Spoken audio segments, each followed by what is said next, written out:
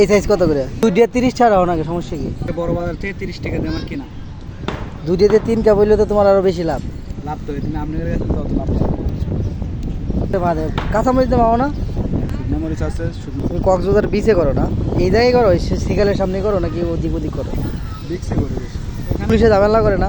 ঝামেলা করে না তো, এখন তো মিস করে না করতে এদিক নিয়ে করলে পরে সেগুলো না, সমস্যা নেই, আপনি করেন।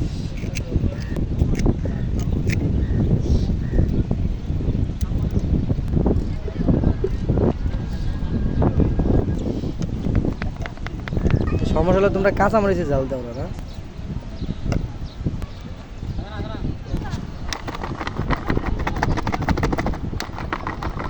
তো মনে করেন যে দুধ থাকে না। 4 দেন।